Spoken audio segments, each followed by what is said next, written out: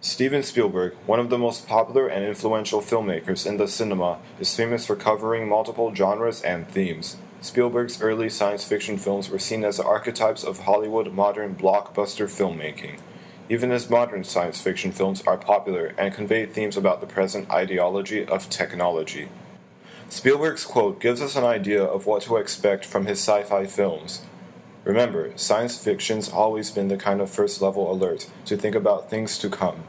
It's easier for an audience to take warnings from sci-fi without feeling that we're preaching to them. Every science fiction movie I have ever seen, anyone that's worth its weight in celluloid, warns us about things that ultimately come true. Steven Spielberg. One of his films is Minority Report, hailed as one of the best films in 2002. While Spielberg kept the film realistic, it conveys a theme that even though technology may be powerful, humans can't completely rely on it. Technology is not perfect. In Minority Report, the police uses the power of technology to predict and stop future murders. 3 mutant humans, called precogs, have the ability to see future murders with the help of technology.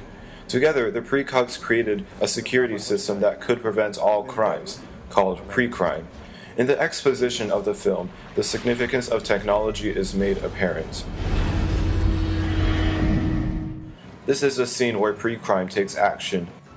Cross-cutting between the bedroom and the cop builds up anxiety as the perpetrator prepares for the murder. Lateral movement also speeds up the action. These techniques show the power of technology in a critical situation. Before the cops intervene, there is an odd number of people. This heightens the tension and discomfort in the scene, which shows that people are helpless without technology. After the main character, John Anderton, stops the perpetrator, the scene is shot at a low angle. This makes the cops more significant and powerful, which shows how technology can give someone the upper hand.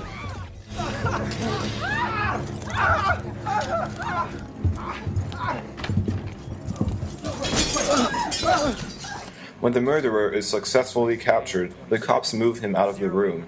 This left-to-right movement suggests stability and comfort. This shows how the aid of technology can control the situation and stop any dangers. The perpetrator is framed within a halo, a paralyzing device. This suggests that the perpetrator is under the police's control. He is trapped and can't run away from the power of technology. Overall, this scene clearly shows the advantage the police have with the use of technology. The great influence of technology is also shown in this scene as John jogs through the city. In the dark environment, technology is being advertised with bright, colorful screens. The ads also take up a large proportion of the background. This color contrast and size makes the ads dominant, which shows that technology is dominating and that it is everywhere in the city. The dolly shot shows how big and vast the advertisements are, once again showing that technology is influential in society. It's almost as if technology follows wherever John goes. We'll see later on that this can be a bad thing for him. This next scene in the film shows how the technology that John relied on completely backfires on him. According to their technology, Anderton was predicted to commit a murder. The close shot of Anderton's face emphasizes his facial expression. This shows his fear and confusion as he realizes that the system turned on him.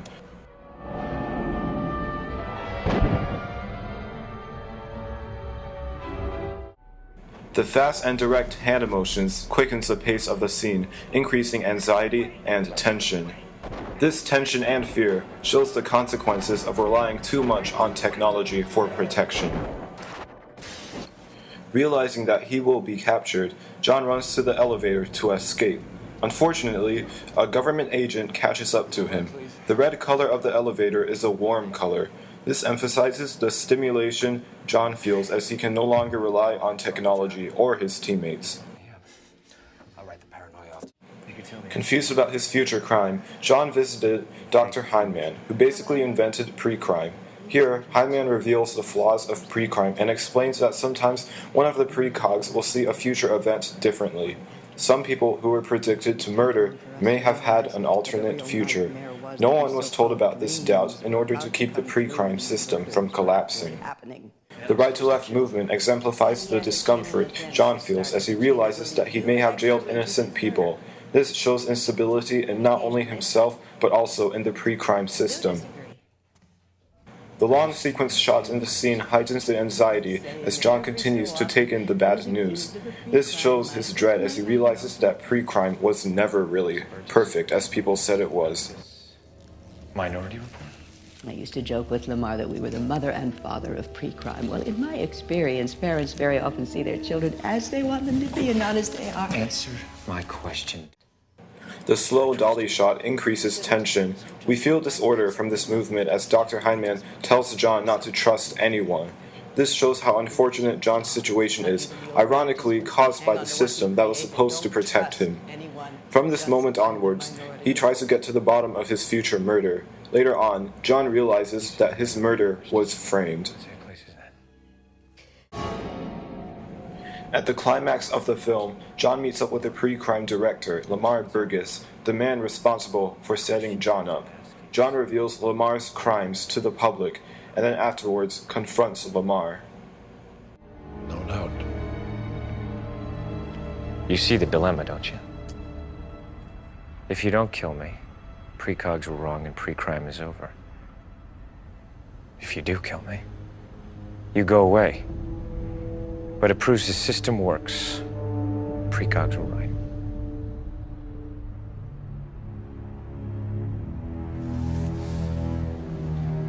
So, what are you gonna do now?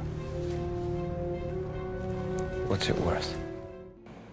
Both characters have equal territorial spacing. This shows that they have equal significance and importance in this situation, despite the antagonist having all the technology and control behind pre-crime. This is where John can be seen as a dynamic character. Before, he was working for the system, and now he is fighting against it with a different set of beliefs. Instead of relying on the system and trying to prove his innocence, John confronts the director of pre-crime and almost dares him to commit the murder. John remains within a personal proxemic pattern, despite being threatened with a gun. This is intrusive and shows that John has gained the confidence to prove that the system is wrong, and that technology will not always work in one's favor.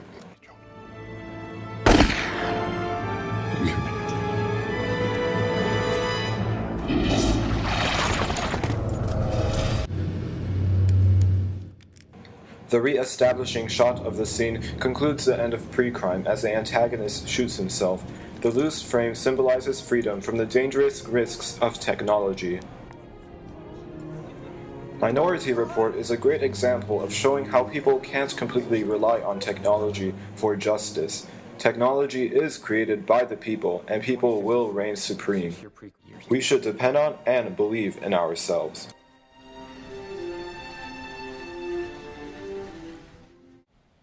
Another sci-fi film that Spielberg directed is Artificial Intelligence, also known as AI. This film also shows how technology can fail, but in a slightly different way. In AI, a robotic boy named David, the first robot ever to feel love, was created. The purpose of his creation was to provide love to families. We find it amazing how people invented a robot that acts and looks like a real child. However, this creation backfires and ends up becoming a threat. In The Rising Action, Mr. and Mrs. Swinston, who adopted David as their son, nearly had their other son, Martin, drown. David was threatened, and in response, held onto his brother for protection. This backfires, and Martin nearly drowns from David's weight.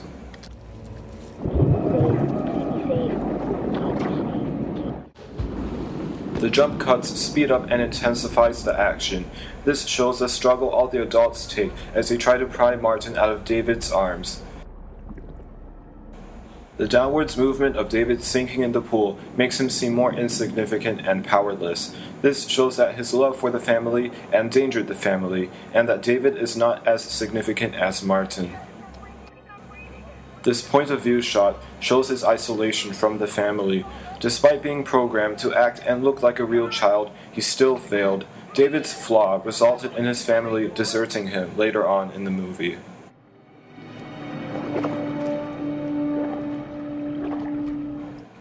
ultimately, it's not us who should rely on technology, but it's technology that relies on us. At one point in the film, David gets trapped in a submarine and remains there until Earth goes through an ice age. Thus, 2,000 years passed by.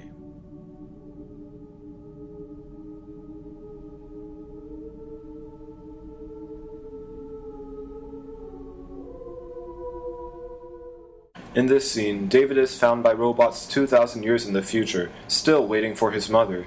This is situational irony because even though David is supposedly the perfect robot who can love, his love for his mother is what results in his downfall. Even after waiting 2,000 years, David still yearns for his mother's love and insists to return to her. Yet he fails to understand that his mother is no longer alive, and without her around, he is completely lost and hopeless. Even the super advanced technology in the future cannot successfully create and resurrect a living human being from DNA. The futuristic robots are also living without a purpose ever since humans have become extinct. They are trying to uncover any traces of humanity to try to find the meaning behind existence.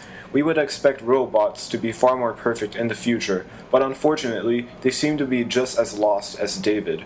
This just shows that technology will always remain imperfect, even 2,000 years into the future. Through film techniques, mise-en-scène, movement, editing, and story, Minority Report and AI reflect upon the ideology and doubts of the advancement of modern technology. In the past few decades, technology has helped us in so many ways and has literally made the impossible possible. For example, the hoverboard has been most people's fictional fantasy. Inventor Greg Henderson recently released a prototype for the first hoverboard. Even the popular jetpack was invented, however, it has only made little progress. Other examples of great innovations include growing synthetic livers and creating cyborg bugs. Spielberg is reminding us that while technology gives us many possibilities and benefits, technology also gives us the possibility that it can fail us and that we should not completely rely on it. The common ideology of technology is that it is amazing, but this causes us to almost forget about the risks that come with using it. It's just like what the director said, technology can be our best friend, and technology can also be the biggest party pooper of our lives. Steven Spielberg.